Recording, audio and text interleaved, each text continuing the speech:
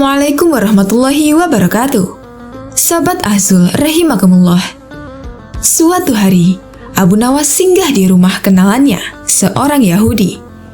Di sana sedang berlangsung permainan musik. Banyak yang menonton sehingga suasananya meriah. Semua tamu yang datang terlibat dalam permainan musik itu, termasuk Abu Nawas yang baru saja masuk. Ada yang main kecapi, ada yang menari-nari, semua bersukaria. Demikian asyiknya permainan itu sampai menguras tenaga, karena waktu makan cukup lama. Dan ketika para tamu sudah pada kehausan, tuan rumah mengedarkan kopi kepada para hadirin. Masing-masing mendapat secangkir kopi. Ketika Abu Nawas hendak menghirup kopi itu, ia ditampar oleh si Yahudi. Namun karena larut dalam kegembiraan, hal itu tidak ia hiraukan dan diangkatnya lagi cangkir kopinya. Tapi lagi-lagi ia ditampar. Ternyata tamparan diterima Abu Nawas cukup banyak sampai acara selesai sekitar pukul 2 dini hari. Di jalan baru terpikir oleh Abu Nawas, jahat benar perangai Yahudi itu. Main tampar saja. Minumnya seperti binatang. Kelakuan seperti itu tidak boleh dibiarkan berlangsung di kota Baghdad. Tapi apa dayaku hendak melarangnya? Ada satu akal. Esok harinya, Abu Nawas menghadap Khalifah Harun al-Rasyid di istana. Tuanku, ternyata di negeri tuan ini ada suatu permainan yang belum pernah hamba kenal. Itu sangat aneh. Di mana tempatnya? Tanya Baginda Khalifah. Di tepi hutan sana. Mari kita lihat, ajak Baginda. Baik, kata Abu Nawas. Nanti malam kita pergi berdua saja, dan tuanku memakai pakaian santri. Tapi ingat, kata Baginda, kamu jangan mempermainkan aku seperti dulu lagi. Setelah sholat Isya, berangkatlah Baginda ke rumah Yahudi itu ditemani Abu Nawas.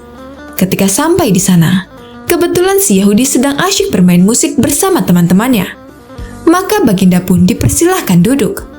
Ketika diminta menari, Baginda menolak, sehingga ia dipaksa dan ditampar pipinya kiri kanan. Sampai di situ, Baginda baru sadar, ia telah dipermainkan oleh Abu Nawas.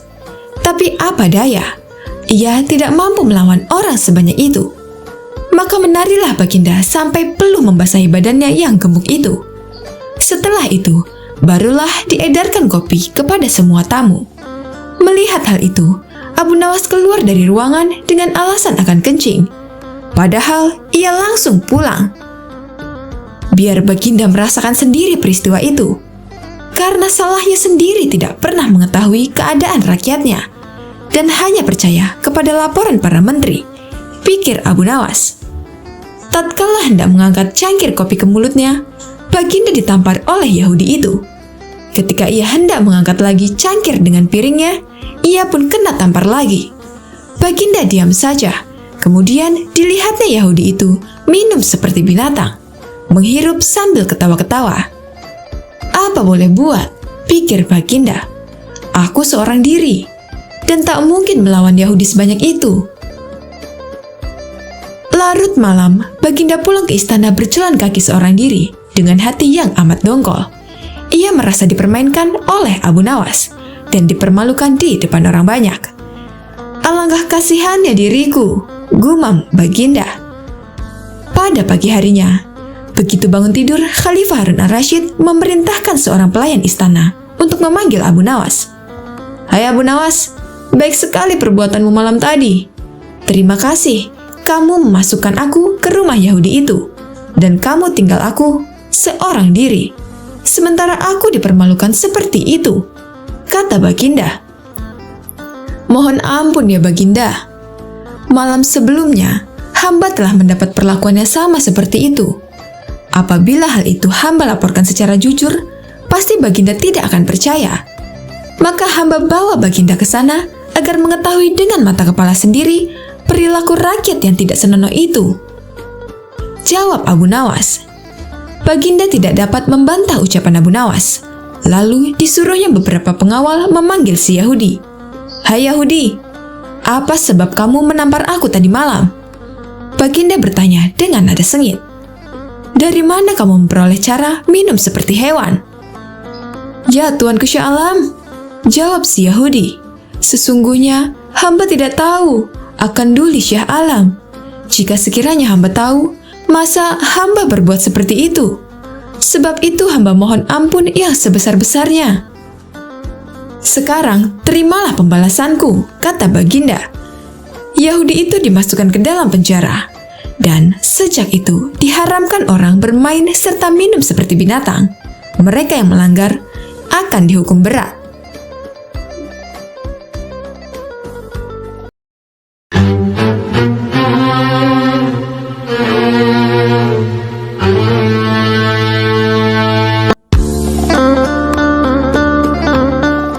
Assalamualaikum warahmatullahi wabarakatuh. Sobat Azul rahimakumullah. Abu Nawas adalah tokoh legendaris dalam cerita-cerita rakyat Arab yang terkenal karena kecerdikan, kelicikan, dan kadang-kadang humornya yang sangat kocak. Banyak kisah Abu Nawas yang mengandung pelajaran moral, sekaligus hiburan. Suatu hari, Raja Harun al-Rashid mendengar tentang seorang lelaki di kotanya yang mampu terbang. Raja penasaran dan ingin melihat orang tersebut. Ia memanggil Abu Nawas ke istana, karena ia tahu bahwa Abu Nawas selalu memiliki cara untuk menyelesaikan masalah yang pelik. Raja berkata, "Abu Nawas, aku mendengar bahwa engkau bisa terbang. Aku ingin melihatmu melakukannya. Jika tidak, kepalamu akan aku penggal." Abu Nawas yang tahu ini adalah jebakan dari lawan-lawannya di istana, berpikir sejenak lalu berkata, "Baiklah yang mulia, tetapi untuk bisa terbang, saya memerlukan waktu persiapan selama 1 tahun. Raja yang tidak menduga jawaban itu, akhirnya setuju untuk memberi Abu Nawas 1 tahun. Setahun pun berlalu, dan Raja memanggil Abu Nawas kembali.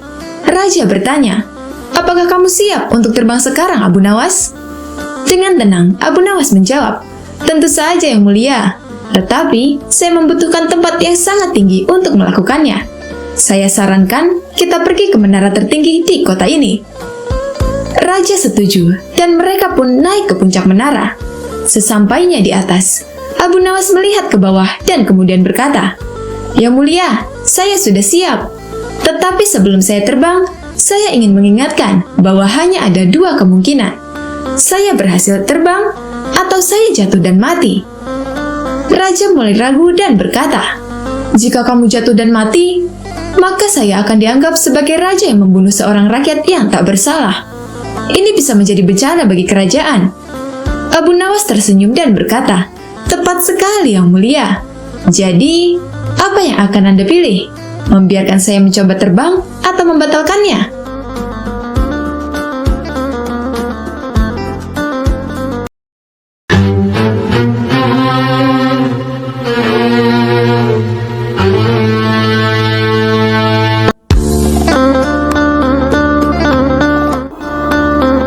Assalamualaikum warahmatullahi wabarakatuh. Sobat Azul rahimakumullah. Dalam buku kisah 1001 malam, ada sebuah cerita tentang Abu Nawas saat didatangi ketiga muridnya. Lantas, mereka masing-masing bertanya kepada gurunya. Orang pertama memulai pertanyaan, "Manakah yang lebih utama? Orang yang mengerjakan dosa-dosa besar atau orang yang mengerjakan dosa-dosa kecil?" "Orang yang mengerjakan dosa-dosa kecil," jawab Abu Nawas. "Mengapa?" kata orang pertama. "Sebab lebih mudah diampuni oleh Allah Subhanahu wa Ta'ala," kata Abu Nawas. Orang pertama puas karena ia memang yakin dengan argumentasi seperti itu. Lalu orang yang kedua bertanya dengan pertanyaan yang sama, "Manakah yang lebih utama? Orang yang mengerjakan dosa-dosa besar atau orang yang mengerjakan dosa-dosa kecil?" "Orang yang tidak mengerjakan keduanya," jawab Abu Nawas. "Mengapa?" kata orang kedua. "Dengan tidak mengerjakan keduanya, tentu tidak memerlukan pengampunan dari Allah Subhanahu wa Ta'ala," kata Abu Nawas. Orang kedua pun bisa menerima pendapat tersebut. Kemudian orang ketiga bertanya hal yang serupa, "Manakah yang lebih utama? Orang yang mengerjakan dosa-dosa besar atau orang yang mengerjakan dosa-dosa kecil? Orang yang mengerjakan dosa-dosa besar, jawab Abu Nawas. Mengapa? Kata orang ketiga. Sebab pengampunan Allah Subhanahu wa Ta'ala kepada hambanya sebanding dengan besarnya dosa hamba itu, jawab Abu Nawas. Orang ketiga menerima alasan gurunya itu. Lantas ketiga murid itu pun menjadi bingung. Mengapa jawaban atas pertanyaan yang sama bisa berbeda? Setelah itu, Abu Nawas menjelaskan bahwa manusia itu dibagi menjadi 3 tingkatan. Tingkatan mata, tingkatan akal, dan tingkatan hati. Anak kecil yang mengatakan bahwa bintang di langit itu kecil atas dasar penglihatannya saja, maka itu tingkatan mata. Lalu, ada orang yang mengatakan bahwa bintang itu besar apabila melihat menggunakan alat, maka ini termasuk kategori tingkatan akal. Kemudian ada pula orang yang memandang bahwa bintang itu kecil meskipun ia tahu bahwa itu besar. Akan tetapi, atas dasar pemahamannya yang mendalam mengenai Allah Subhanahu wa Ta'ala, maka ia menganggap bahwa tiada yang lebih besar selain Allah Subhanahu wa Ta'ala. Pandangan ini merupakan tingkatan hati, biasanya dimiliki oleh ahli fikir. Wallahu a'lam bishawab.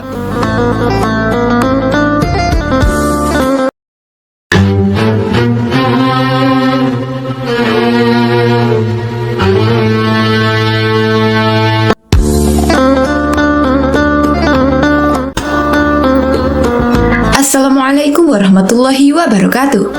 Sobat Azul rahimakumullah. Tidak seperti biasa, hari itu Baginda tiba-tiba ingin menyamar menjadi rakyat biasa. Beliau ingin menyaksikan kehidupan di luar istana tanpa sepengetahuan siapapun agar lebih leluasa bergerak. Baginda mulai keluar istana dengan pakaian yang amat sederhana, layaknya seperti rakyat jelata. Di sebuah perkampungan, beliau melihat beberapa orang berkumpul. Setelah Baginda mendekat, ternyata seorang ulama sedang menyampaikan kuliah tentang alam barzah. Tiba-tiba, ada seorang yang datang dan bergabung di situ. Ia bertanya kepada ulama itu, "Kami menyaksikan orang kafir pada suatu waktu dan mengintip kuburnya. Tetapi kami tiada mendengar mereka berteriak dan tidak pula melihat penyiksaan-penyiksaan yang katanya sedang dialaminya. Maka bagaimana cara membenarkan sesuatu yang tidak sesuai dengan yang dilihat oleh mata?" Ulama itu berpikir sejenak kemudian berkata, "Untuk mengetahui yang demikian, harus dengan panca indera yang lain. Ingatkah kamu dengan orang yang sedang tidur? Dia kadangkala bermimpi dalam tidurnya digigit ular, diganggu, dan sebagainya. Ia juga merasa sakit dan takut ketika itu, bahkan memekik dan keringat bercucuran pada keningnya. Ia merasakan hal semacam itu seperti ketika tidak tidur. Sedangkan engkau yang duduk di dekatnya menyaksikan keadaannya seolah-olah tidak ada apa-apa. Padahal apa yang dilihat serta dialaminya adalah dikelilingi ular-ular. Maka jika masalah mimpi yang remeh saja sudah tidak mampu mata lahir melihatnya, mungkinkah engkau bisa melihat apa yang terjadi di alam barzah?" Baginda Raja terkesan dengan penjelasan ulama itu. Baginda masih ikut mendengarkan kuliah itu. Kini ulama itu melanjutkan kuliahnya tentang alam akhirat.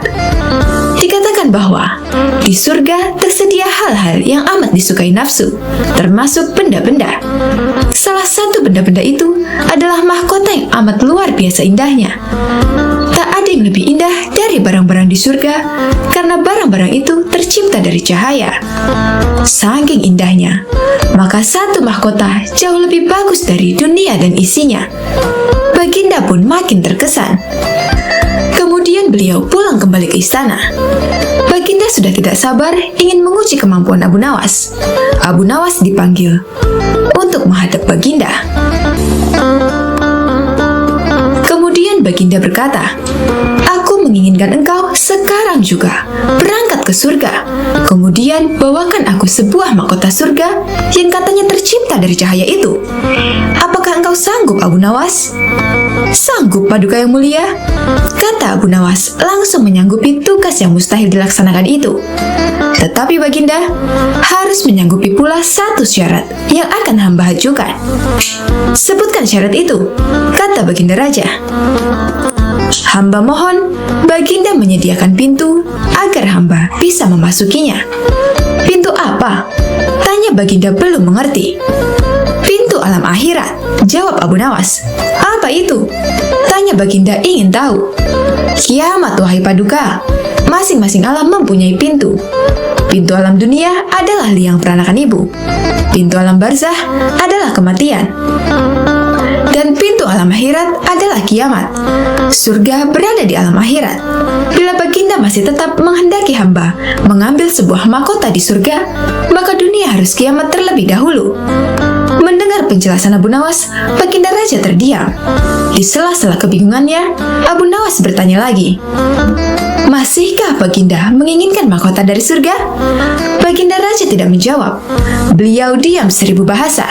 Sejenak kemudian, Abu Nawas mohon diri karena Abu Nawas sudah tahu jawabannya.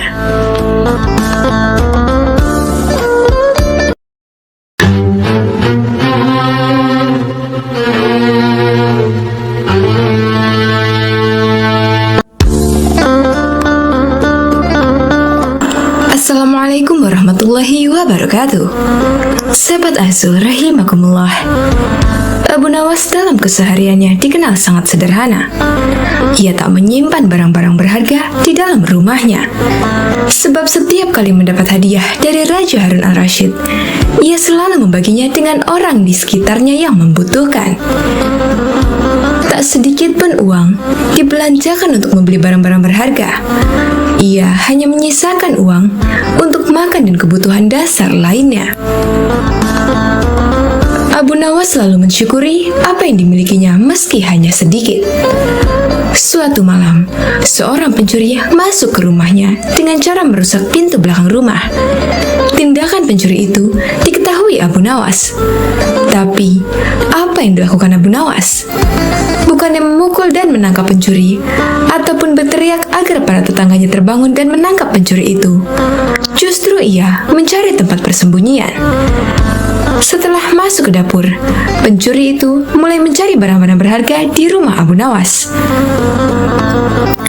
Ia mulai membuka lemari, laci, dan melihat-lihat kolong di bawah tempat tidur Abu Nawas. Ia tak menemukan satupun barang berharga.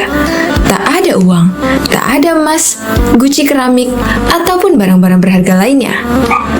Pencuri itu tak putus asa begitu saja. Ia kembali memeriksa ulang setiap ruangan yang ada di rumah Abu Nawas untuk memastikan bahwa ia telah menggeledah semua tempat yang ia duga terdapat barang berharga. Sampai suatu ketika, ia melihat sebuah kotak besar di dalam suatu ruangan yang sebelumnya tak sempat ia periksa. Pencuri itu langsung membayangkan di kotak itulah barang-barang berharga disimpan. Dengan hati-hati pencuri itu membuka kotak tersebut. Tapi betapa kagetnya dia ketika yang ada di dalam kotak itu adalah Abu Nawas yang tak lain si pemilik rumah. Abu Nawas pun ikut terkaget-kaget. Secara spontan pencuri itu bertanya, "Hei, apa yang kamu lakukan di dalam kotak ini?" "Saya bersembunyi dari kamu," jawab Abu Nawas. "Kenapa begitu?" tanya si pencuri. "Saya malu kepadamu, karena saya tak memiliki apa-apa untuk diberikan kepadamu. Itulah kenapa saya bersembunyi di kotak ini," jawab Abu Nawas lagi. Setelah menerima jawaban seperti itu, pencuri itu dengan hati kecewa meninggalkan rumah Abu Nawas. Tapi ia bersyukur sekaligus heran karena Abu Nawas tak berteriak memanggil tetangga sehingga ia selamat dari hajaran massa.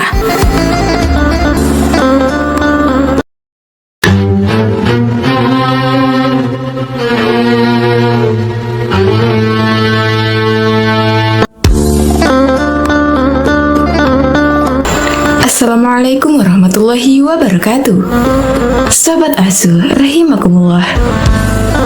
Suatu ketika, Abu Nawas dipanggil oleh Baginda Raja Harun al-Rashid ke istana kerajaan, dan terjadilah percakapan di antara keduanya. Rupanya kali ini Abu Nawas sedang memperingatkan rajanya perihal harta dunia yang tidak akan dibawa mati ke kuburan, karena Abu Nawas mengetahui bahwa ia dipanggil karena ingin diikat sebagai saudara raja dengan tali ikatan hadiah. Sesampainya di istana kerajaan, Abu Nawas dengan santainya menegur langsung Baginda Raja Harun al-Rasyid tanpa basa-basi terlebih dahulu.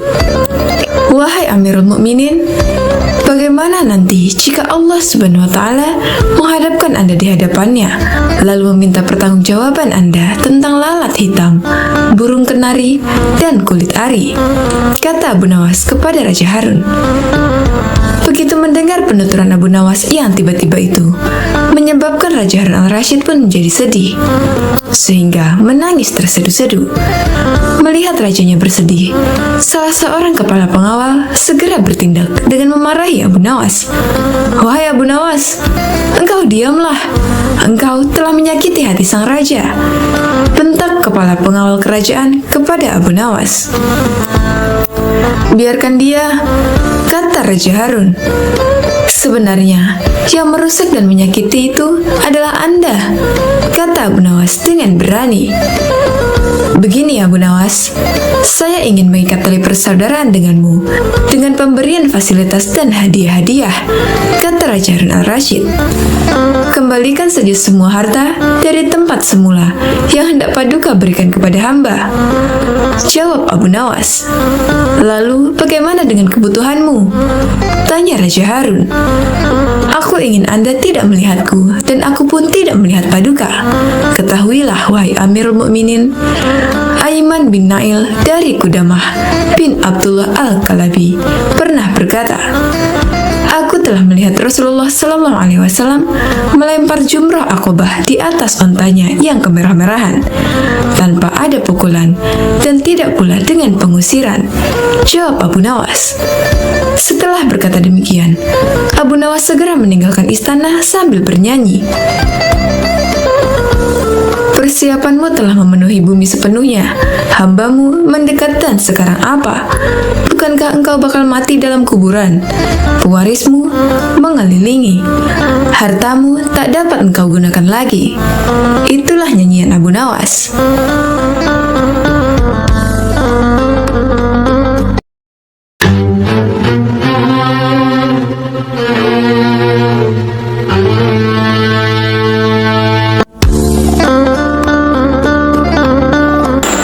Assalamualaikum warahmatullahi wabarakatuh. Sahabat Azul rahimakumullah. Secara tak terduga, pangeran yang menjadi putra mahkota jatuh sakit. Sudah banyak tabib yang didatangkan untuk memeriksa dan mengobati sang pangeran, tapi tak seorang pun mampu menyembuhkannya. Akhirnya raja mengadakan sayembara. Sayembara boleh diikuti oleh rakyat dari semua lapisan, tak terkecuali oleh para penduduk negeri tetangga. Sayembara yang menyediakan hadiah menggiurkan itu dalam waktu beberapa hari berhasil menyerap ratusan peserta. Namun, tak satu pun dari mereka berhasil mengobati penyakit sang pangeran. Akhirnya sebagai sahabat dekat, Abu Nawas menawarkan jasa untuk menolong sang putra mahkota. Baginda Raja Harun al-Rasyid menerima usul itu dengan penuh harap. Abu Nawas sadar bahwa dirinya bukanlah tabib, maka dari itu dia tak membawa peralatan apapun. Para tabib yang ada di istana tercengang melihat Abu Nawas yang datang tanpa peralatan yang mungkin diperlukan. Mereka berpikir, mungkinkah orang macam Abu Nawas bisa mengobati penyakit sang pangeran? Sedangkan para tabib terkenal dengan peralatan yang lengkap saja tak sanggup mengobatinya. Bahkan penyakitnya sama sekali tak terlacak. Abu Nawas merasa bahwa seluruh perhatian tertuju padanya. Namun Abu Nawas tak begitu memperdulikannya. Abu Nawas dipersilakan memasuki kamar pangeran yang sedang terbaring.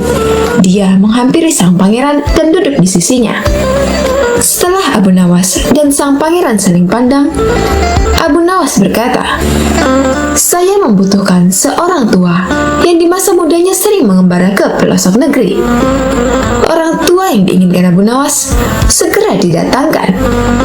Sebutkan satu persatu nama-nama desa di daerah selatan. Perintah Abu Nawas kepada orang tua itu. Ketika orang tua itu menyebutkan nama-nama desa bagian selatan, Abu Nawas menempelkan telinganya ke dada sang pangeran. Kemudian, Abu Nawas memerintahkan agar menyebutkan bagian utara, barat, dan timur. Setelah semua bagian negeri disebutkan, Abu Nawas mohon agar diizinkan mengunjungi sebuah desa di sebelah utara. Raja pun merasa heran. Engkau kuundang ke sini bukan untuk bertamasya, Abu Nawas. Hamba tak bermaksud berlibur, Yang Mulia, kata Abu Nawas. Tetapi aku belum paham, kata Raja. Maafkan hamba, Paduka Yang Mulia. Kurang bijaksana rasanya bila hamba jelaskan sekarang, kata Abu Nawas. Abu Nawas pergi selama 2 hari. Sekembali dari desa itu, Abu Nawas menemui sang pangeran dan membisikkan sesuatu, kemudian menempelkan telinganya ke dada sang pangeran. Lalu Abu Nawas menghadap baginda raja. Apakah Yang Mulia masih menginginkan sang pangeran tetap hidup? Tanya Abu Nawas. Apa maksudmu? Raja balas bertanya. Sang pangeran sedang jatuh cinta pada seorang gadis desa di sebelah utara negeri ini, kata Abu Nawas menjelaskan. Bagaimana kau tahu? Ketika nama-nama desa di seluruh negeri disebutkan, tiba-tiba degup jantungnya bertambah keras ketika mendengarkan nama sebuah desa di bagian utara negeri ini, dan sang pangeran tak berani mengutarakannya kepada baginda. Lalu apa yang harus aku lakukan, Abu Nawas? Tanya raja. Mengawinkan pangeran dengan gadis desa itu. Kalau tidak, tawa raja ragu-ragu. Cinta itu buta, baginda. Bila kita tak berusaha mengobati kebutaannya, maka dia akan mati. Rupanya saran Abu Nawas tak bisa ditolak. Sang pangeran adalah putra satu-satunya yang merupakan pewaris tunggal kerajaan. Abu Nawas benar. Begitu mendengar persetujuan sang raja, sang pangeran berangsur-angsur pulih. Sebagai tanda terima kasih, raja memberikan Abu Nawas sebuah cincin permata yang amat indah.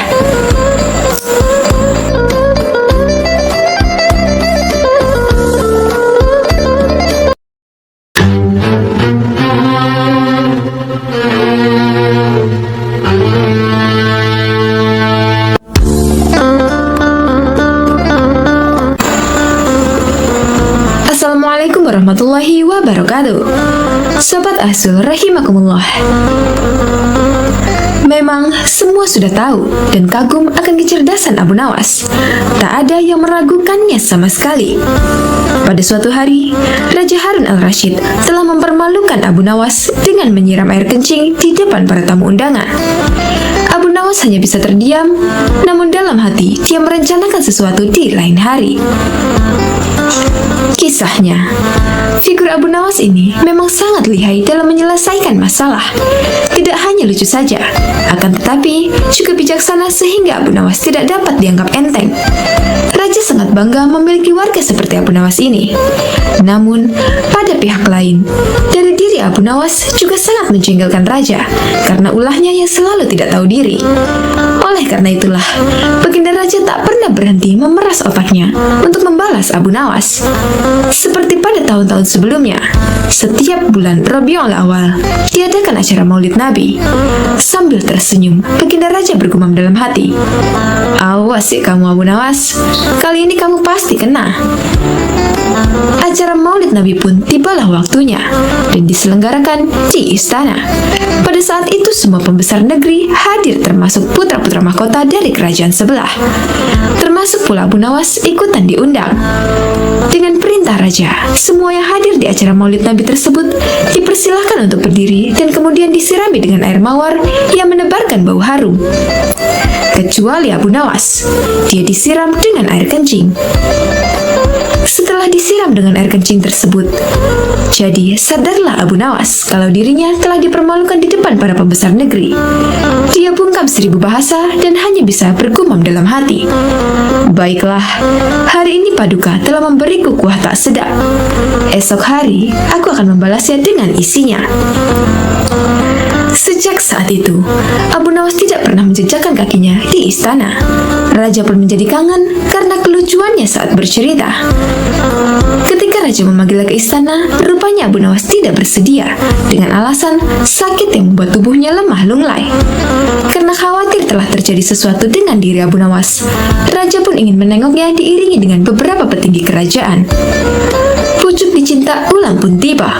Begitu mendengar Raja menuju ke rumahnya, Abu Nawas yang sedang dalam keadaan segar bugar itu pun langsung memasang aksi.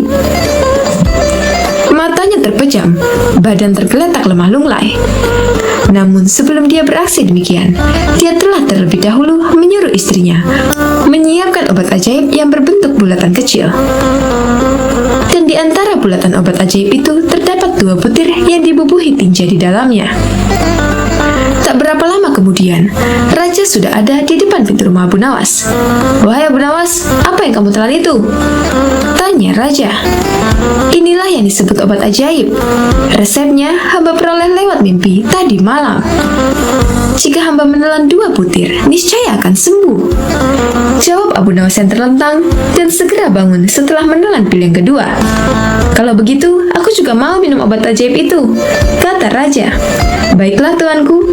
Paduka berbalinglah dan pejamkan mata seperti hamba sekarang ini.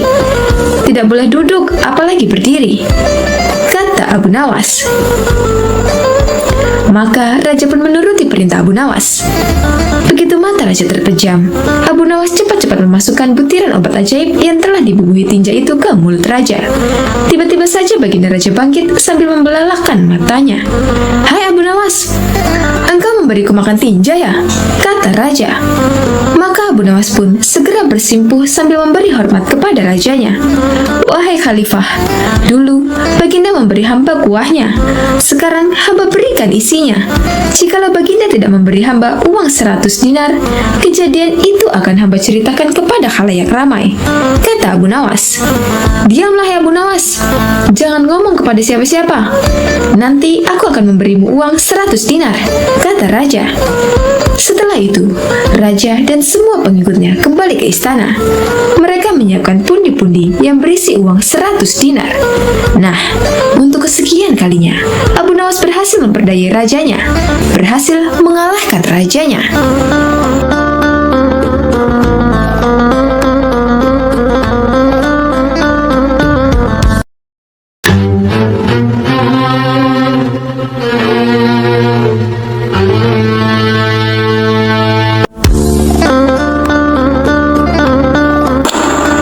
Assalamualaikum warahmatullahi wabarakatuh. Sobat Azul rahimakumullah. Hari itu puasa Ramadan menjelang hari ke-6. Seperti biasa, Abu Nawas duduk di beranda depan gubuknya sambil menunggu beduk maghrib tiba. Sambil memandang langit biru yang mulai nampak senja, Abu Nawas berpikir bagaimana agar dapur rumahnya tetap mengepul. Sementara itu, ada seorang tuan tanah yang rumahnya tak jauh dari rumah Abu Nawas. Sebagai tuan tanah, tentu saja mempunyai rumah yang besar, lengkap dengan seperangkat gudang makanan, lahan peternakan, dan kamar. Hampir setiap orang yang berada di daerah itu, bahkan Abu Nawas sendiri, bekerja dengan tuan tanah itu. Bekerja keras setiap hari, tetapi dengan hasil yang sedikit. Dan bila meminjam dengan dirinya, maka harus mengembalikan dengan bunga yang sangat tinggi. Tingkat penghisapannya sangatlah tinggi. Dan sebagaimana tuan tanah, dia mempunyai sifat yang pelit, kikir, tamak, dan loba. Tuan tanah ini mendengar kabar bahwa Abu Nawas mempunyai suatu kepandaian yang aneh.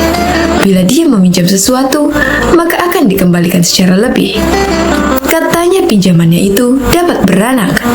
Seperti meminjam seekor ayam, maka ayam itu akan dikembalikan 2 karena ayam itu beranak. Menarik juga kepandaian Abu Nawas ini, pikir sang tuan tanah. Tuan tanah lalu berpikir agar Abu Nawas segera meminjam darinya. Secara kebetulan, sore itu Abu Nawas ingin meminjam 3 butir telur kepada tuan tanah itu. Tuan tanah tentu saja senang memberikan pinjaman kepada Abu Nawas, karena pinjaman itu akan menjadi banyak karena beranak.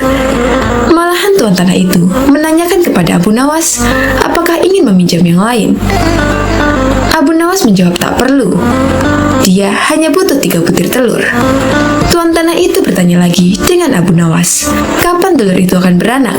Abu Nawas menjawab, itu tergantung dengan keadaan.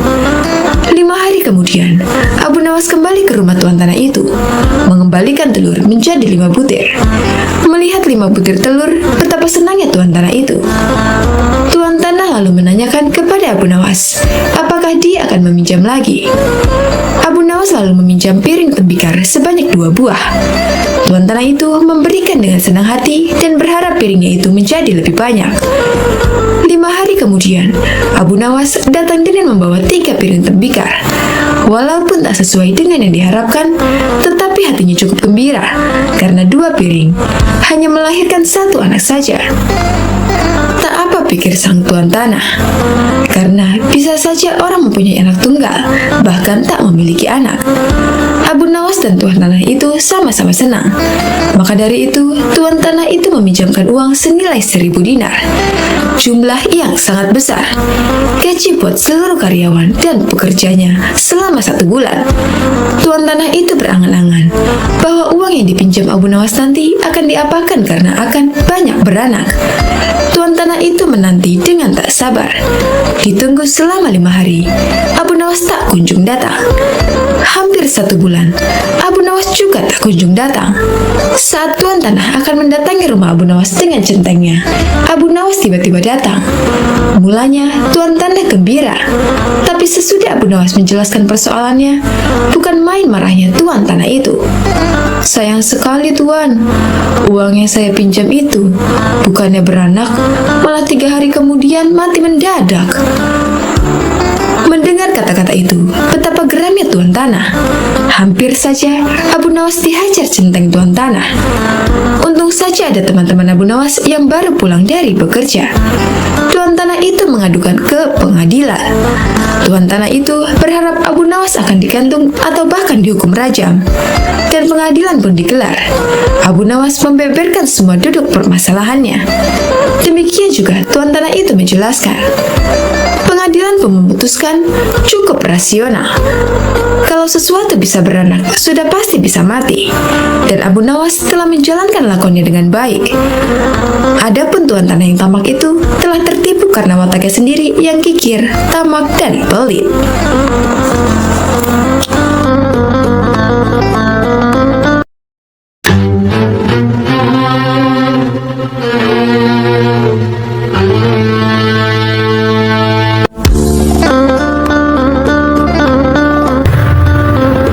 Assalamualaikum warahmatullahi wabarakatuh.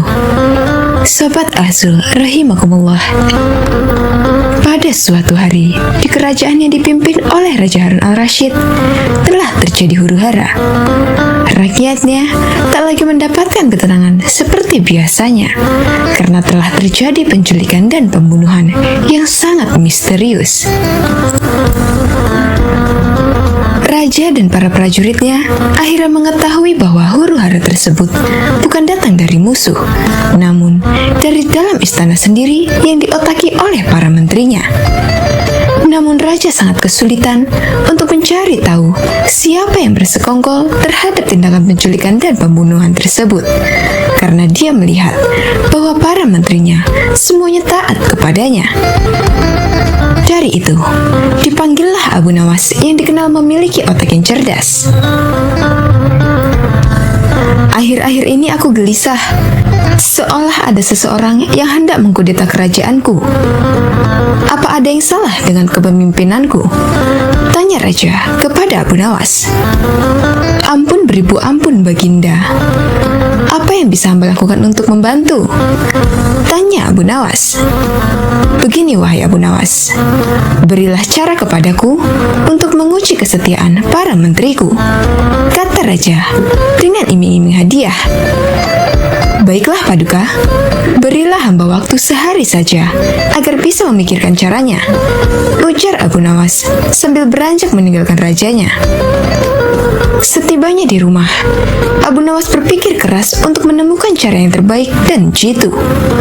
Karena kelelahan, Abu Nawas akhirnya tertidur dengan lelapnya.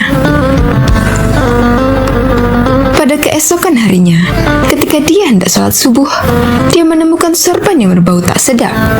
Sorban itu memang telah lama tak dicuci oleh istrinya. Dari situlah Abu Nawas menemukan cara jitu untuk menguji kesetiaan para menteri kerajaan. Setelah sholat subuh, Abu Nawas segera bergegas menuju istana kerajaan untuk menghadap Raja Harun al-Rasyid. Abu Nawas meminta raja untuk bersandiwara seolah telah memiliki sorban yang sakti. Raja Harun setuju dan melakukan apa yang telah diperintahkan oleh Abu Nawas. Setelah itu, maka dikumpulkanlah kelima menterinya untuk menghadap. Di hadapan para menteri itu, raja mengatakan bahwa ia telah mendapatkan hadiah berupa sorban sakti hasil pemberian dari kerajaan lain. Dan salah satu kesaktian sorban itu adalah bisa menentukan masa depan kerajaan di masa yang akan datang. Wahai para menteriku, bantulah aku untuk menentukan masa depan negeri ini, titah raja. Bagaimana caranya, wahai baginda? Tanya salah seorang menteri. Masing-masing dari kalian, coba ciumlah sorban hadiah ini secara bergantian. Apabila berbau wangi, maka kerajaan ini akan abadi. Namun, bila baunya busuk, maka kerajaan ini tak akan lama lagi akan segera runtuh. Jelas raja. Sesuai dengan perintah raja, para menteri satu persatu memasuki ruangan untuk mencium sorban sakti tersebut. Setelah semuanya telah mendapat giliran, maka dikumpulkanlah lagi menteri-menterinya. Bagaimana baunya? Tanya raja. Sorban ini baunya sangat harum. Niscaya kerajaan ini akan abadi, jawab menteri pertama. Menteri kedua dan ketiga menjawab sama dengan menteri pertama. Intinya, mereka berusaha untuk membuat rajanya senang. Giliran menteri keempat dan kelima angkat bicara. Di luar dugaan, menteri keempat dan kelima ini mengatakan bahwa sorban sakti tersebut berbau busuk dan menyengat hidung. Mendengar pernyataan menteri keempat dan kelima itu, raja akhirnya membuka rahasia bahwa sorban yang dikiranya sakti tersebut adalah milik Abu Nawas yang sudah usang dan tak dicuci lama sekali. Bergetarlah badan dari menteri pertama, kedua, dan ketiga.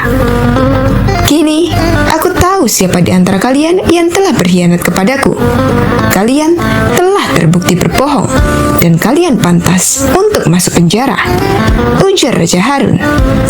Menteri pertama, kedua, dan ketiga segera ditangkap dan dimasukkan ke dalam penjara. Kepada menteri keempat dan kelima, Raja Harun memberikan hadiah kepada mereka karena kesetiaan yang telah diberikan. Tak lupa juga, Abu Nawas mendapatkan bagian hadiah yang telah dijanjikan oleh Raja Harun kemarin.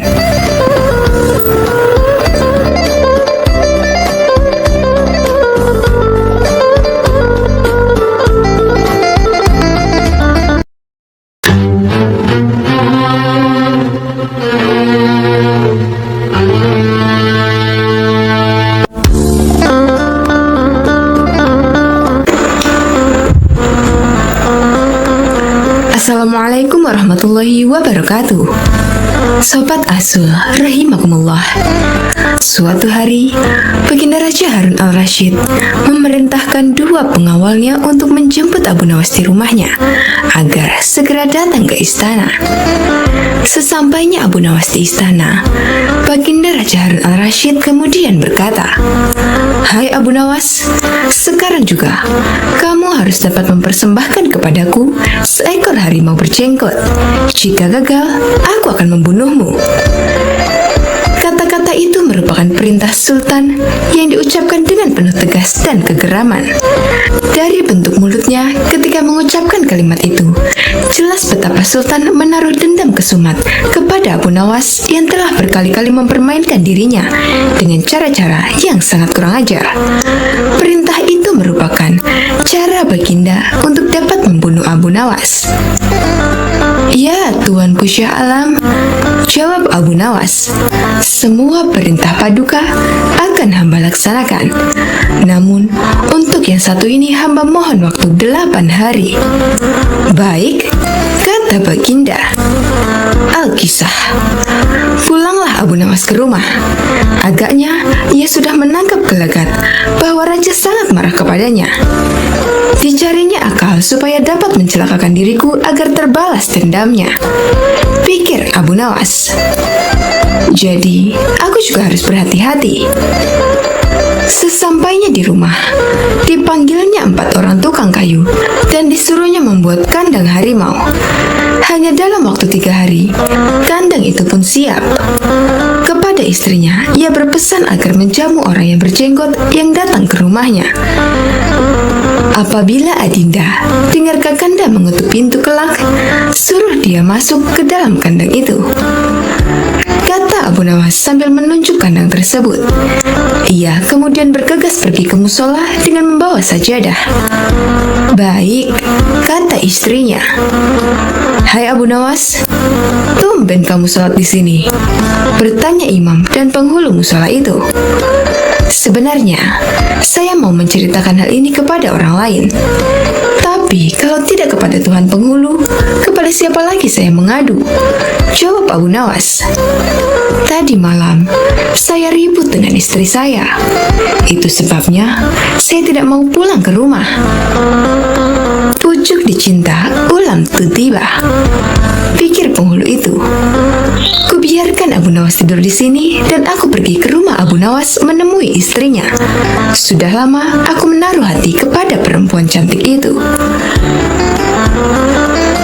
Ucap si penghulu dalam hatinya. Hai Abu Nawas, kata si penghulu, bolehkah aku menyelesaikan perselisihan dengan istrimu itu? Silahkan, jawab Abu Nawas. Hamba sangat berterima kasih atas kebaikan hati Tuan. Maka pergilah penghulu itu ke rumah Abu Nawas dengan hati berbunga-bunga, dan dengan wajah berseri-seri diketuknya pintu rumah Abu Nawas. Begitu pintu dibuka, ia langsung mengambil istri Abu Nawas dan diajak duduk bersanding. Hai Adinda, apa gunanya punya suami jahat dan melarat? Lagi pula, Abu Nawas hidupnya tak karuan. Lebih baik kamu jadi istriku. Kamu dapat hidup senang dan tidak kekurangan suatu apapun, ucap si penghulu. Baiklah, kalau keinginan Tuan demikian, jawab istri Abu Nawas. Tak berapa lama kemudian, terdengar pintu diketuk oleh seseorang. Ketukan itu membuat penghulu belingsatan. Kemana aku harus bersembunyi? Ia bertanya kepada nyonya rumah. Tuan penghulu, silakan bersembunyi di dalam kandang itu, jawab istri Abu Nawas. Ia lalu menunjuk kandang yang terletak di dalam kamar Abu Nawas. Tanpa pinggir panjang lagi, penghulu itu masuk ke dalam kandang itu dan menutupnya dari dalam. Sedangkan istri Abu Nawas segera membuka pintu. Abu Nawas pun masuk ke dalam rumah. Hai Adinda, apa yang ada di dalam kandang itu? Tanya Abu Nawas. Tidak ada apa-apa suamiku, jawab istrinya. Apa putih-putih itu? Tanya Abu Nawas. Lalu dilihatnya penghulu itu gemetar karena malu dan ketakutan. Setelah 8 hari, Abu Nawas memanggil 8 kuli untuk memikul kandang itu ke istana. Di Baghdad, orang gempar ingin melihat harimau berjenggot. Seumur hidup, jangankan melihat, mendengar harimau berjenggot pun belum pernah. Kini Abu Nawas malah dapat seekor. Mereka terheran-heran akan kehebatan Abu Nawas. Tetapi begitu dilihat penghulu di dalam kandang, mereka tidak bisa bilang apa-apa selain mengiring kandang itu sampai ke istana hingga menjadi arak-arakan yang panjang. Si penghulu malu bukan main. Tak lama kemudian, sampailah iringan-iringan itu ke dalam istana. Hai Abu Nawas, apa kabar? Kata Baginda Sultan. Apa kamu sudah berhasil mendapatkan harimau berjenggot? Dengan berkat dan doa tuanku, alhamdulillah hamba berhasil, jawab Abu Nawas. Maka dibawalah kandang itu ke hadapan Baginda. Ketika Baginda hendak melihat harimau tersebut, si penghulu memalingkan mukanya ke arah lain dengan muka merah padam karena malu. Akan tetapi, kemanapun dia menoleh, ke situ pula Baginda memelototkan matanya. Tiba-tiba Baginda menggeleng-gelengkan kepala dengan takjub, sebab menurut penglihatan beliau, yang ada di dalam kandang itu adalah penghulu musola. Abu Nawas buru-buru menimpali, "Ya tuanku, itulah harimau berjenggot." Tapi Baginda tidak cepat tanggap. Beliau termenung sesaat, kenapa penghulu dikatakan harimau berjenggot? Tiba-tiba Baginda bergoyang ke kiri dan ke kanan, seperti orang berdoa.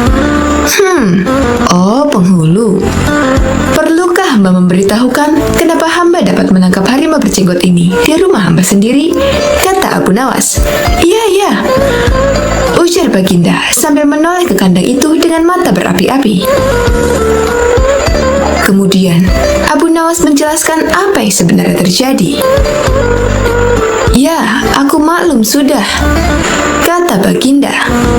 Bukan main murka Baginda kepada penghulu itu, sebab ia yang sangat semestinya menegakkan hukum, ia pula yang melanggarnya. Ia telah berkhianat. Baginda segera memerintahkan punggawa mengeluarkan penghulu dari kandang dan diarak keliling pasar setelah sebelumnya dicukur segi 4, agar diketahui oleh seluruh rakyat betapa aibnya orang yang berkhianat.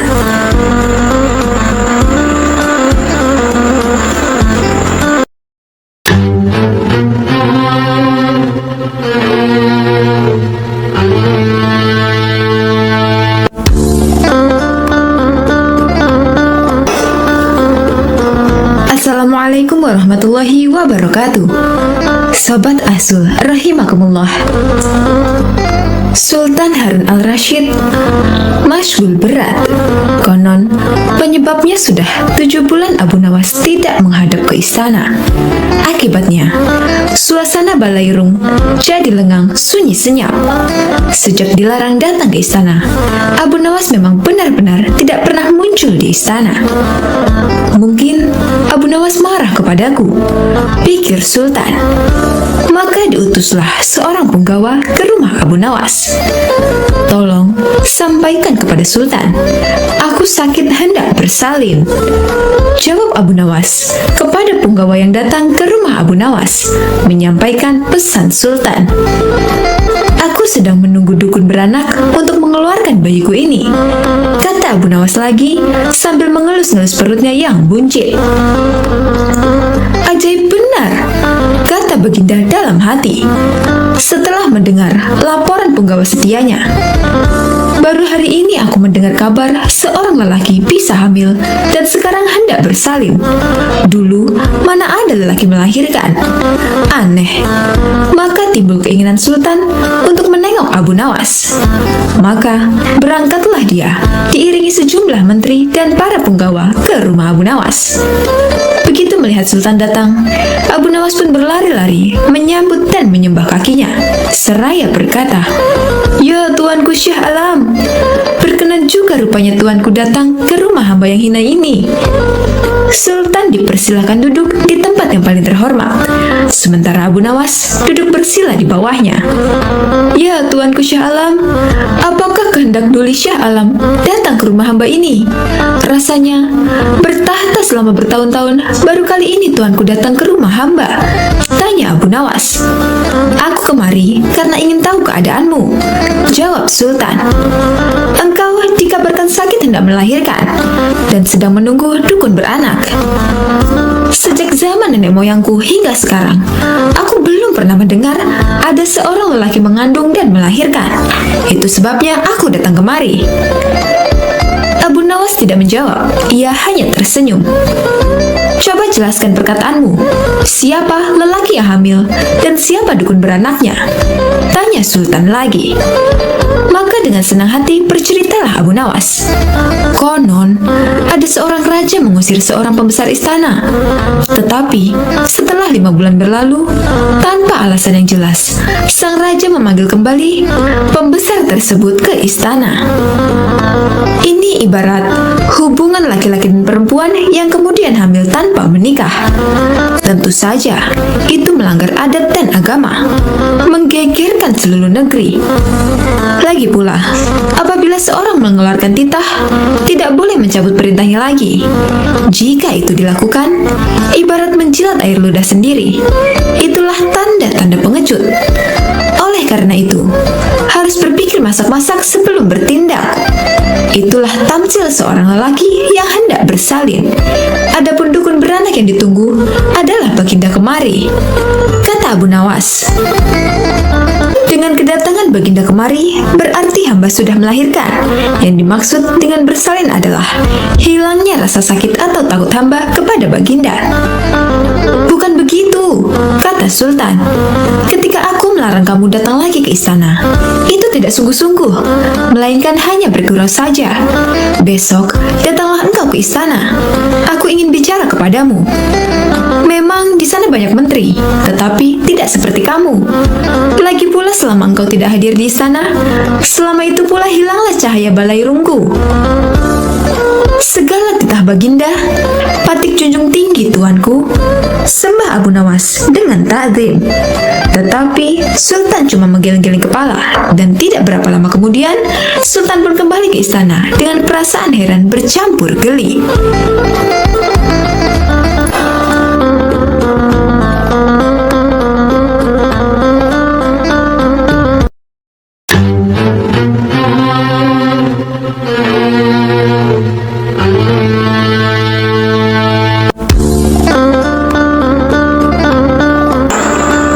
Assalamualaikum warahmatullahi wabarakatuh. Sobat Ahzul rahimakumullah. Pada suatu hari yang cerah, Raja Harun al-Rasyid mengalami kejenuhan dan berencana hendak pergi ke hutan yang terkenal akan keindahannya. Raja pun mengajak Abu Nawas sebagai pemandu dalam perjalanan tersebut. "Siap paduka raja?" kata Abu Nawas. Rupanya Abu Nawas tidak keberatan dengan ajakan rajanya tersebut, dan berangkatlah mereka ke hutan dengan mengendarai keledai sambil bercengkrama di sepanjang perjalanan. Tanpa terasa, mereka sudah menempuh hampir separuh perjalanan, dan tibalah mereka di pertigaan jalan yang jauh dari rumah penduduk. Mereka berhenti karena ragu ke arah mana hutan yang dituju. Setahu mereka, kedua jalan itu memang benar menuju hutan yang mereka tuju. Hutan wisata yang berisi binatang-binatang buas. Abu Nawas pun angkat bicara. "Paduka, saya sarankan agar kita tidak usah meneruskan perjalanan." "Kenapa wahai Abu Nawas?" kata paduka raja. "Hamba berkata demikian karena kalau kita salah pilih jalan, jangan-jangan kita tidak pernah kembali lagi. Bukankah akan lebih bijaksana kalau kita meninggalkan sesuatu yang meragukan?" jawab Abu Nawas. Dalam kebimbangan, anak buah paduka raja yang masih merupakan teman Abu Nawas berkata, "Aku pernah mendengar ada dua orang kembar yang hidup di semak-semak sebelah sana," kata ajudan. "Apakah engkau mengenalnya?" tanya Abu Nawas. "Tidak juga. Mereka adalah si yang memiliki rupa sangat mirip. Yang satunya selalu berkata jujur, dan satunya selalu berkata bohong," jawab ajudan. "Baiklah, kita istirahat dulu. Nanti kita menuju ke rumah si kembar," kata Abu Nawas. Abu Nawas, paduka raja, dan prajuritnya kemudian beristirahat sejenak sambil makan. Seusai makan, mereka menuju ke rumah si kembar bersaudara itu. Setelah pintu diketuk, maka keluarlah salah satu dari mereka. "Maaf, aku sangat sibuk hari ini. Engkau hanya boleh mengajukan satu pertanyaan saja, tidak lebih," kata dia. Abu Nawas pun mendekati salah satu si kembar yang beda sifat itu, dan mulai menanyakan jalan yang menuju hutan yang indah dan berbisik. Dan salah satu si kembar itu pun menjawabnya dengan berbisik pula. Setelah itu Abu Nawas dan rombongan segera pamit untuk meneruskan perjalanan. "Paduka raja, hutan yang kita tuju jalan sebelah kanan," kata Abu Nawas. "Bagaimana engkau bisa tahu harus ambil jalan arah kanan? Sedangkan kita tidak tahu apakah orang yang kita tanya tadi orang yang selalu berkata benar atau berkata bohong," tanya paduka Paduka Raja.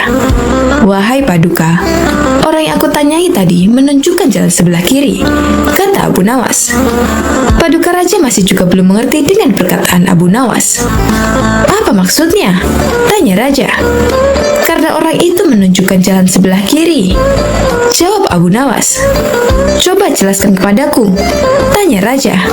"Tadi aku bertanya ke orang itu, apakah yang akan dikatakan saudaramu bila aku bertanya jalan mana yang menuju hutan yang indah?" Dan dia menjawab sebelah kiri. Dengan pertanyaan itu, siapapun yang aku tanya, entah si kembarnya selalu berbohong maupun si kembarnya selalu berkata jujur, pasti akan menjawab sebelah kiri. Jawabannya, yang pertama, bila yang ditanya tadi adalah orang yang selalu berkata benar, jalan sebelah kiri. Karena ia tahu saudara kembarnya akan mengatakan jalan sebelah kiri, sebab ia tahu saudara kembarnya selalu berkata bohong. Yang kedua, bila yang ditanya tadi orang yang berkata bohong, jalan sebelah kiri. Karena ia tahu bahwa saudara kembarnya akan mengatakan jalan sebelah kiri, sebab saudaranya selalu berkata benar. Akhirnya, rombongan raja itu memilih jalan yang ditunjuk Abu Nawas. Tak lama kemudian, masuklah mereka ke dalam hutan yang memiliki pemandangan yang indah. Raja pun menjadi senang dan memberikan sebuah hadiah kepada Abu Nawas.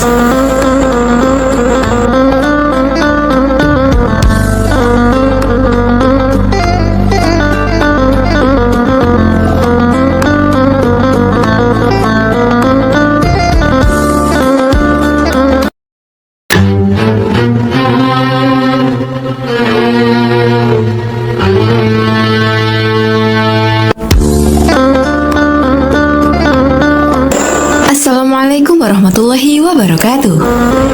Sobat Azul rahimakumullah.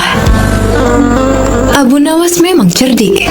Meskipun tak mempunyai kemampuan untuk melaksanakan titah sang raja, namun dia selalu berhasil melaksanakan tugasnya. Dan hadiah selalu menanti. Sungguh rezeki yang tak disangka. Suatu ketika, Abu Nawas diundang oleh Raja Harun al-Rashid untuk makan bersama. Maka berangkatlah para pengawal kerajaan untuk menjemput Abu Nawas di rumahnya. Tak berapa lama kemudian, Abu Nawas telah sampai di istana dengan pakaian sederhana.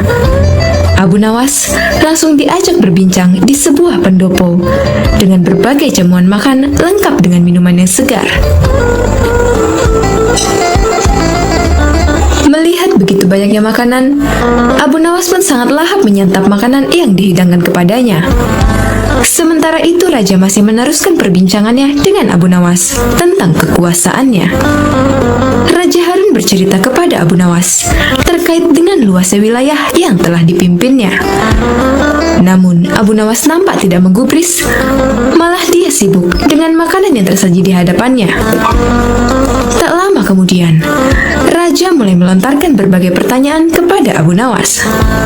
"Hai Abu Nawas, kalau setiap benda ada harganya, berapakah harga diriku ini?" tanya Raja. Abu Nawas yang masih dalam kondisi kekenyangan setelah makan menjawab sekenanya tanpa berpikir panjang.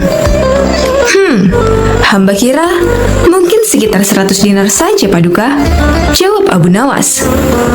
"Terlalu sekali engkau, Abu Nawas.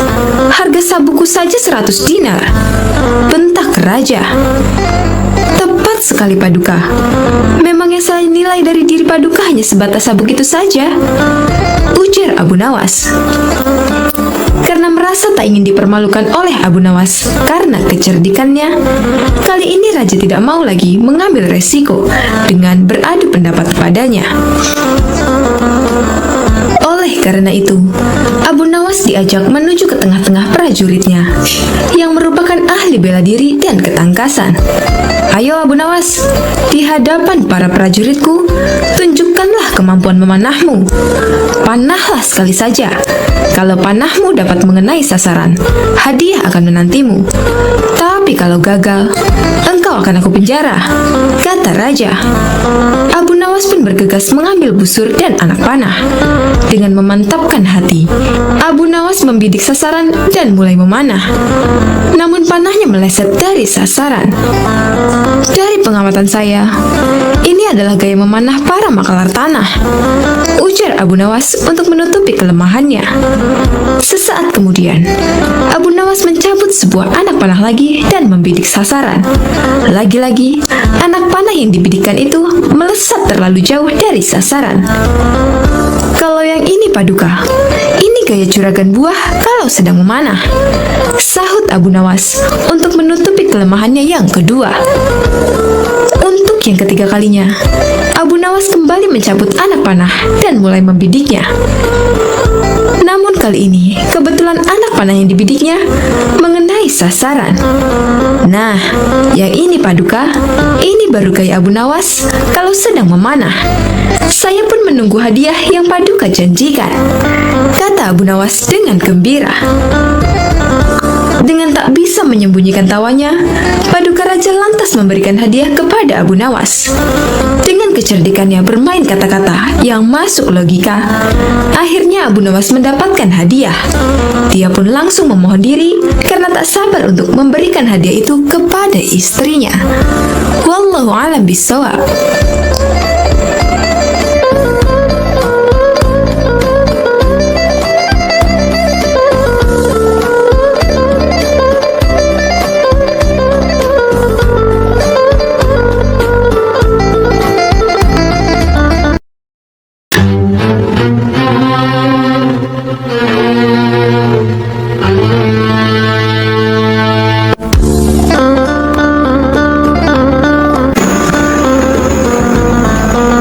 Assalamualaikum warahmatullahi wabarakatuh. Sobat Azul rahimakumullah.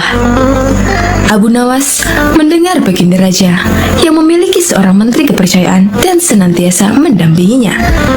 Menteri itu bernama Abu Jahal. Namun kepercayaan yang diberikan Baginda Raja sering dimanfaatkan oleh Abu Jahal untuk memperkaya dirinya.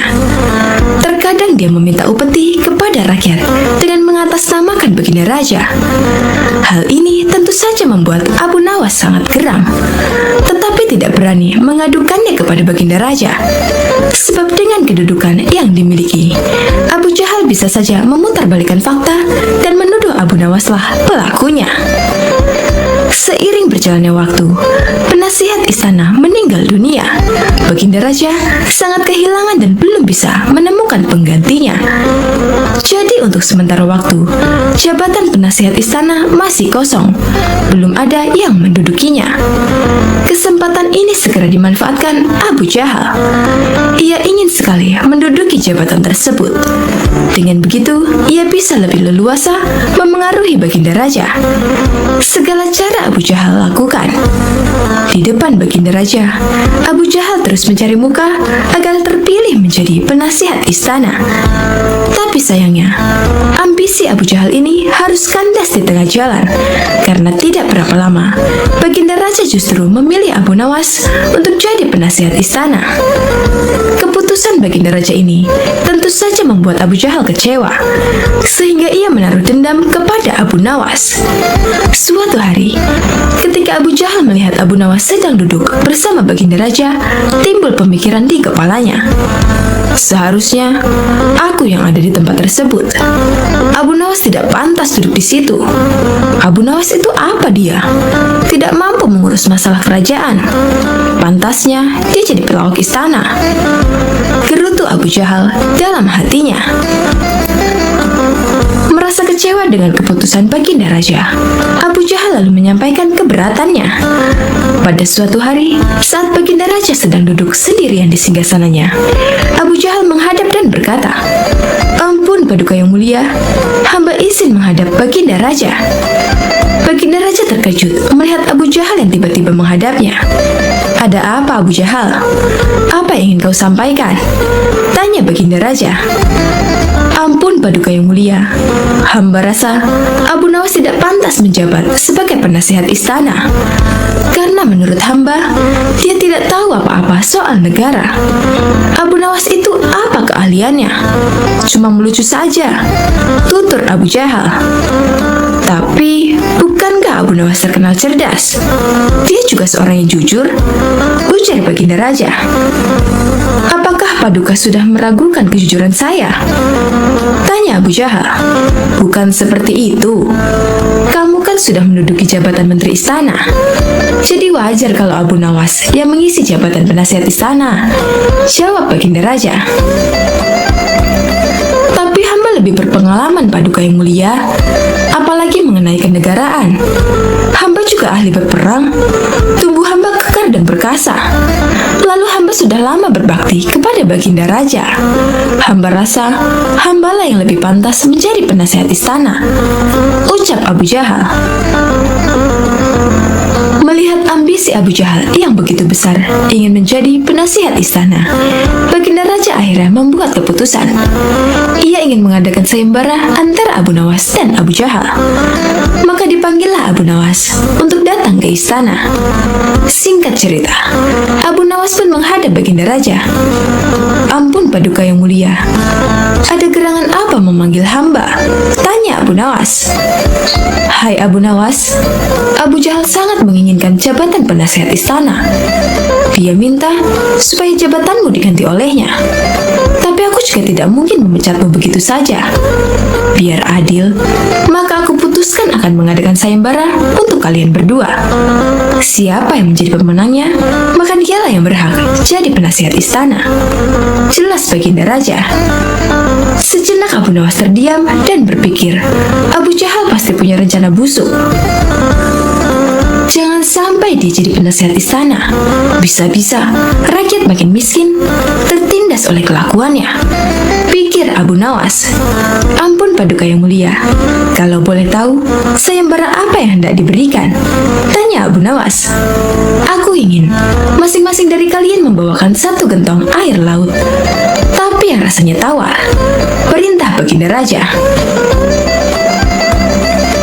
Abu Nawas dan Abu Jahal langsung terkejut mendengar permintaan Baginda Raja yang aneh itu. Sekarang pulanglah kalian berdua dan besok kembali ke sini dengan membawa air laut yang rasanya tawar, kata Baginda Raja. Sesampainya di rumah, Abu Nawas terus memikirkan dan mencari tahu keberadaan laut yang airnya tawar. Mana ada air laut yang rasanya tawar? Orang secerdik apapun tidak akan bisa melakukannya, pikir Abu Nawas. Sementara itu Abu Jahal mulai berbuat curang. Ia memasukkan air sumur ke gentong untuk dibawanya ke istana. Baginda Raja pasti percaya, meskipun aku berkata bohong, karena aku tahu aku adalah menterinya yang paling dipercaya, kata Abu Jahal dalam hatinya. Keesokan harinya, Abu Nawas dan Abu Jahal datang ke istana dengan membawa gentong masing-masing. Bagaimana? Apa kalian sudah mendapatkan airnya? Tanya Baginda Raja. Sudah Paduka yang mulia, jawab Abu Jahal dan Abu Nawas serempak. Kemudian Abu Jahal maju lebih dulu, menyerahkan gentongnya. Ini Paduka, air laut permintaan Paduka, ucap Abu Jahal. Baginda Raja lalu mencicipi air yang dibawa Abu Jahal. Bagus Abu Jahal, air ini rasanya tawar. Tapi benarkah ini berasal dari laut? Tanya Baginda Raja. Benar sekali Paduka, hamba sengaja mengambilnya dari laut yang tidak diketahui oleh banyak orang, jawab Abu Jahal penuh percaya diri. Sekarang tibalah giliran Abu Nawas menyerahkan gentong miliknya. Ketika Baginda Raja mencicipi air yang ada di gentong Abu Nawas, ia pun langsung berkata, "Hai Abu Nawas, kenapa rasanya masih asin dan getir? Yang aku minta air laut yang rasanya tawar," ucap Baginda Raja. Ampun Paduka yang mulia, tapi memang begitulah rasa air laut, balas Abu Nawas. Baiklah, karena lomba ini dimenangkan Abu Jahal, tentu dia yang akan menjadi penasihat istana, tutur Baginda Raja. Mendengar itu, Abu Jahal sangat kegirangan, sudah tidak sabar ingin menduduki jabatan tersebut. Ternyata sangat mudah mengelabui Baginda Raja, pikir Abu Jahal. Tapi tiba-tiba Baginda Raja kembali berkata, "Hai Abu Jahal, di mana kamu menemukan laut yang airnya tawar? Antarkan aku ke sana sekarang. Aku ingin mandi di sana," kata Baginda Raja. Seketika wajah Abu Jahal menjadi pucat. Tubuhnya lemas dan gemetaran. "Anu Paduka yang mulia, hamba kenapa?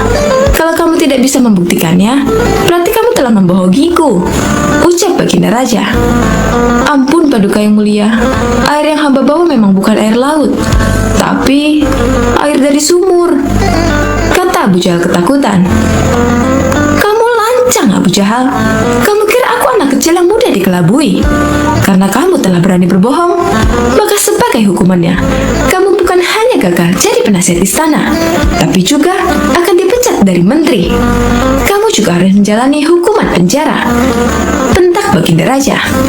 Kemudian Baginda Raja memerintahkan beberapa pengawal untuk menangkap Abu Jahal dan memasukkannya ke penjara. Kini tinggallah Abu Nawas di hadapan Baginda Raja. "Hai Abu Nawas, bukankah kamu terkenal cerdik? Bisa saja kamu membohongiku, dan dengan kecerdikanmu itu, kamu tentu bisa menutupi kebohonganmu. Tapi kenapa kau tidak lakukan?" tanya Baginda Raja. "Ampun Paduka yang mulia, hamba memang cerdik, tapi hamba bukan pembohong. Secerdik apapun manusia, tidak akan ada yang bisa mengubah rasa air laut menjadi tawar," terang Abu Nawas. "Kamu benar Abu Nawas, itulah orang yang saya cari untuk menduduki jabatan sebagai penasihat istana. Cerdik dan juga jujur," kata Baginda Raja tersenyum puas. Wallahu a'lam bishawab.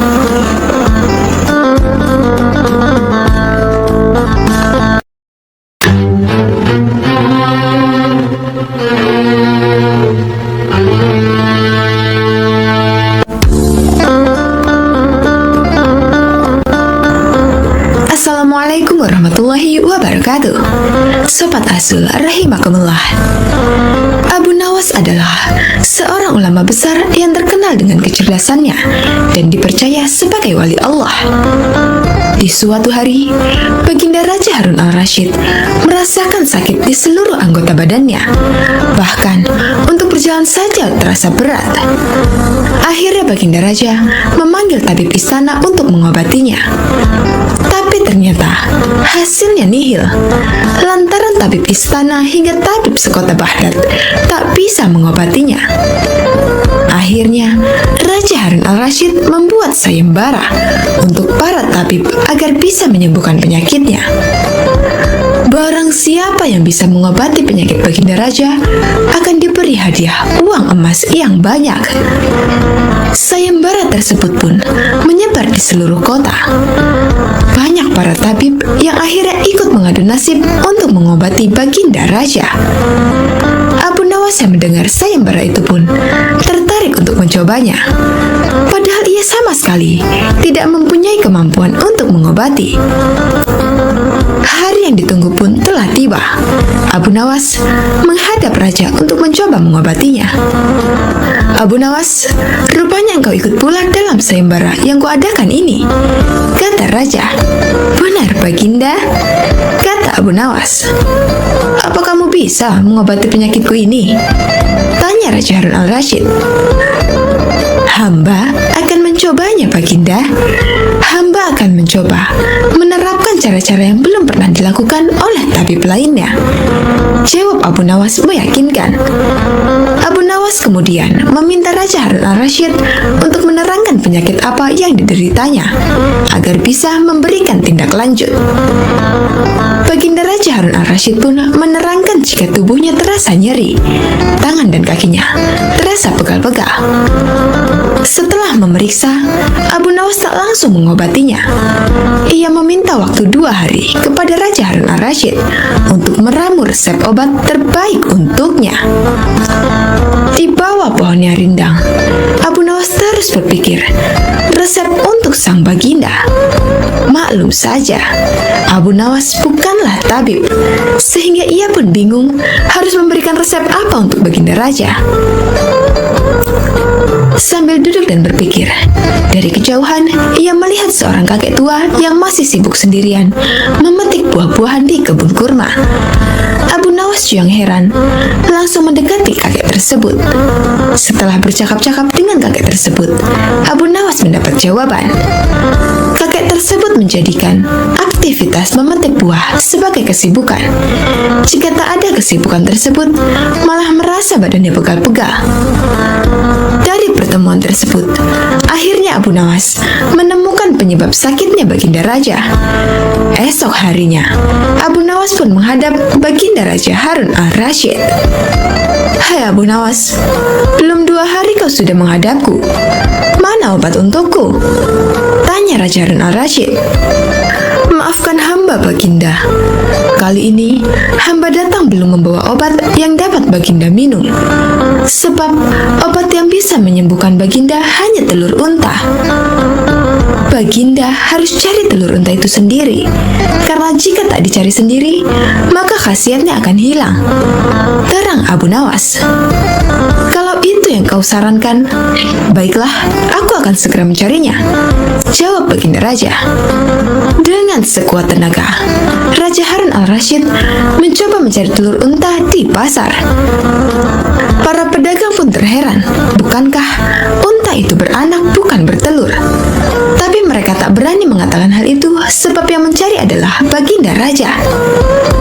Setelah berkeliling kota dan tak menemukan satupun penjual telur unta, Harun al-Rasyid bertemu nenek tua yang menjelaskan jika unta tak bertelur tapi beranak.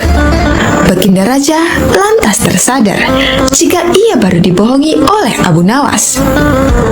Sampai di istana, Raja Harun al-Rasyid merasa kelelahan setelah perjuangannya mencari telur unta dengan berjalan kaki. Baginda Raja pun akhirnya tertidur pulas karena kelelahan. Esok harinya, Baginda Raja tampak segar bugar, dan anehnya sakit yang diderita hilang begitu saja. Ia lalu menyuruh para pengawal untuk meminta Abu Nawas segera menghadapnya. Tak lama kemudian, Abu Nawas pun menghadap. "Bagaimana Baginda?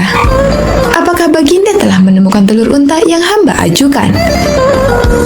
tanya Abu Nawas setelah memberikan salam kedatangan. "Rupanya, engkau telah mempermainkanku ya?"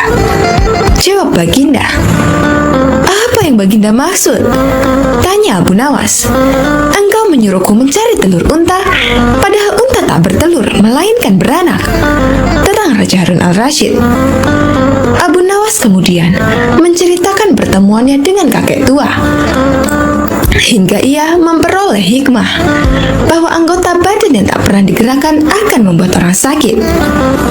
Pengalaman itulah yang ingin diterapkan Abu Nawas kepada bagindanya, supaya Baginda Raja tidak hanya memerintah tetapi juga bergerak. Tentu saja Baginda tidak akan menemukan telur unta, sebab tidak akan mungkin ada unta yang bertelur. Tapi, bukankah Baginda sekarang sudah merasa lebih enakan? Tanya Abu Nawas setelah memberikan penjelasan. "Benar, apa yang kau katakan itu benar Abu Nawas," jawab Raja yang tak lagi marah mendengar jawaban Abu Nawas. "Bahkan aku semalam dapat tidur dengan pulas sekali," lanjut Baginda Raja. "Kalau begitu, betul jika ada pepatah yang mengatakan, tidak ada kelezatan kecuali setelah kepayahan," sahut Abu Nawas. Mendengar hal itu, Raja Harun al-Rasyid pun tertawa dan geleng-geleng kepala atas kecerdikan Abu Nawas.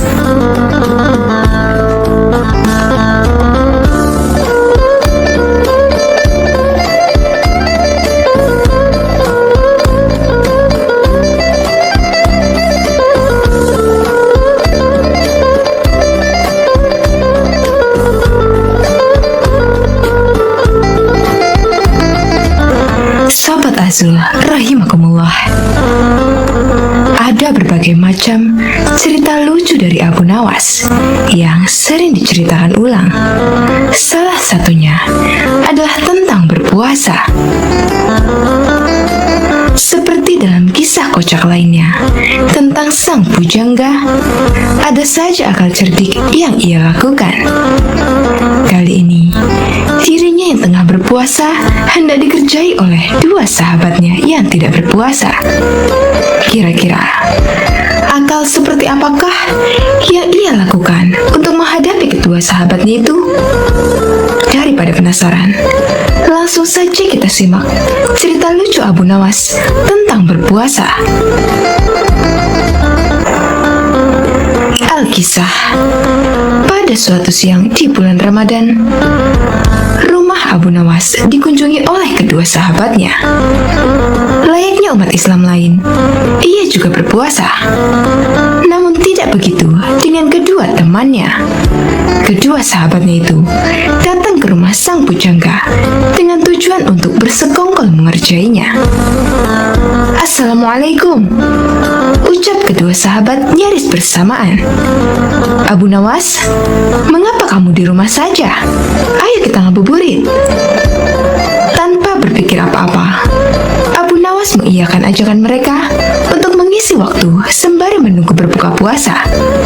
Namun, siapa sangka kedua temannya itu justru mengajaknya pergi ke sebuah tempat makan. Karena kebaikan hatinya, sang pujangga Arab itu tidak protes sama sekali. Ia ikut saja masuk ke dalam tempat makan tersebut. Meskipun begitu, karena tengah berpuasa, ia bertekad tidak akan ikut makan. Untungnya, kedua temannya itu membeli makan untuk dibawa pulang, bukan makan di tempat. Rupanya, kedua temanku ini sangat menghormatiku yang sedang berpuasa. Meskipun tidak berpuasa, tapi mereka tidak makan langsung di tempat makan itu, melainkan membawa makanannya pulang, pikir Abu Nawas.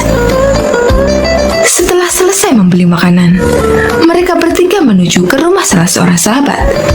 Kebetulan saja, ketika sampai di sana, azan maghrib baru saja berkumandang. Wah, sudah waktunya berbuka puasa, ucap Abu Nawas. Batalkan saja dahulu puasamu dengan minum, ucap salah satu temannya. Sang pujangga pun segera minum, kemudian menunggu ditawari makan bersama. Jangan lupa sholat dulu, ucap temannya yang lain. Nanti kamu ketinggalan jatah waktu sholat maghrib. Benar juga, jawab Abu Nawas. Ia kemudian mengambil air wudhu dan menjalankan ibadah sholat maghrib.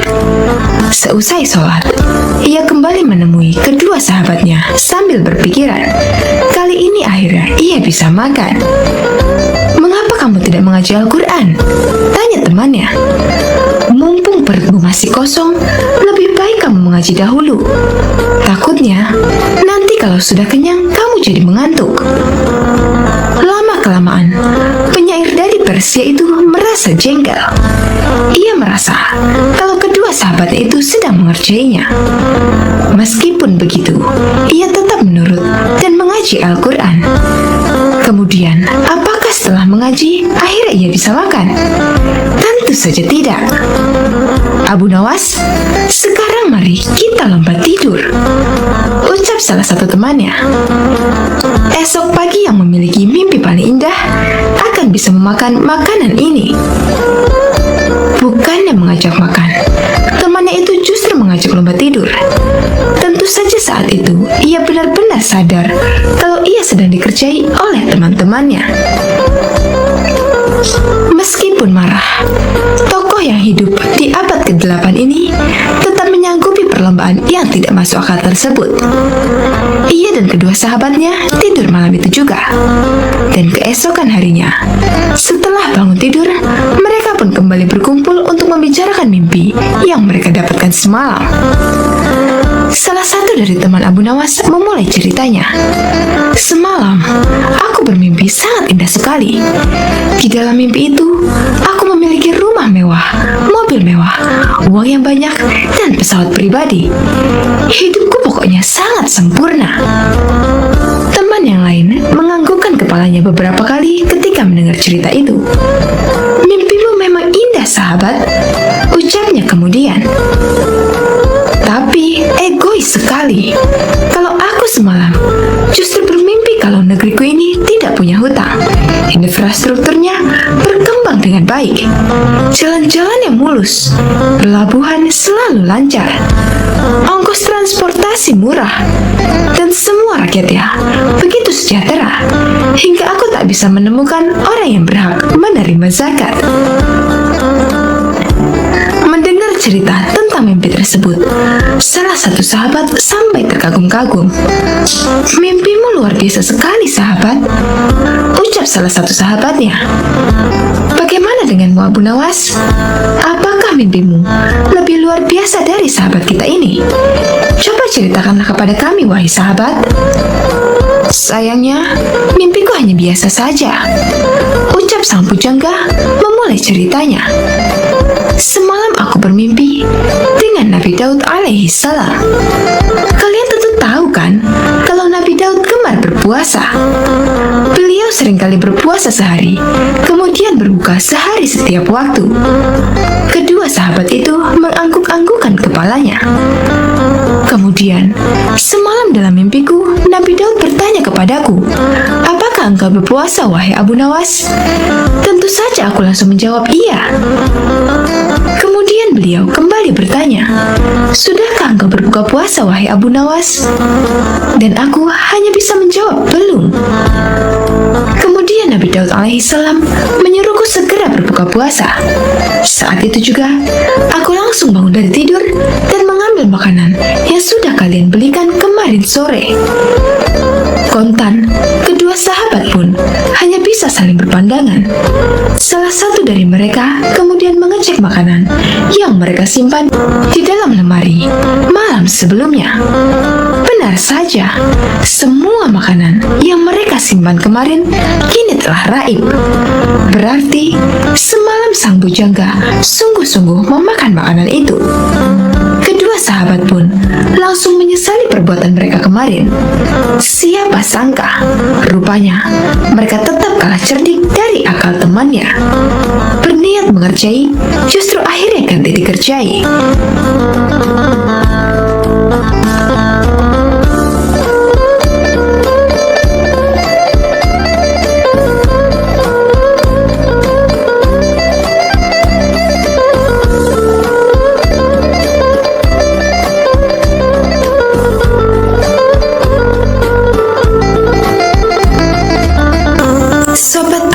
Rahimakumullah.